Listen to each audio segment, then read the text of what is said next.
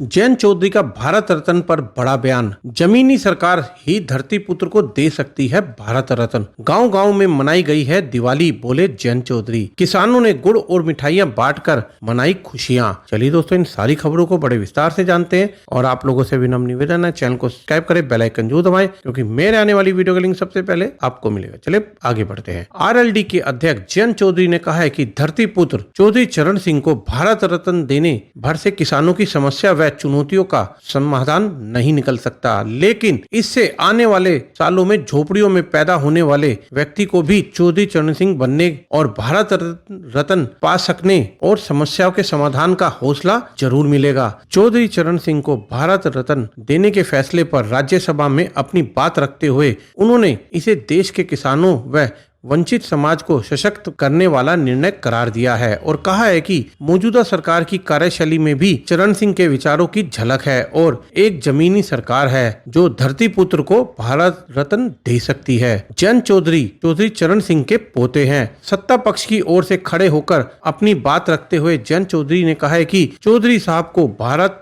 रत्न देने का फैसला बहुत बड़ा फैसला है, जिससे वह प्रसन्न है और सभापति जगदीप धनखड़ भी व्यक्तिगत तौर पर गदगद होंगे। उन्होंने कहा है कि यह भाव सदन तक सीमित नहीं है। देश के हर कोने में इस निर्णय की गूंज पहुंची है और गांव-गांव में दिवाली मनाई गई है। यहां तक कि कनॉट प्लेस में भी किसानों ने गुड़ और मिठाई बांटकर अपनी खुशी का इजहार किया है। उन्होंने कहा है कि यह फैसला सिर्फ चौधरी चरण सिंह के परिवार तक सीमित नहीं है, बल्कि देश का किसान और वंचित समाज का व्यक्ति जो भी मुख्य धारा में नहीं है उनको सशक्त करने वाला फैसला है। जयंत चौधरी जब अपनी बात रख रहे थे तब कांग्रेस के कुछ सदस्यों ने इस बात पर आपत्ति जताई कि उन्हें किस नियम के तहत बोलने का अवसर दिया गया। विपक्ष के नेता मल्लिकार्जुन खड़गे ने कहा है कि जिन सशक्तियों को भारत रत्न देने की घोषणा की गई है उन पर कोई विवाद नहीं है, लेकिन किस नियम के अधीन जयंत चौधरी को बोलने का मौका दिया गया। उन्होंने कहा है कि विपक्ष के सदस्य नियमों के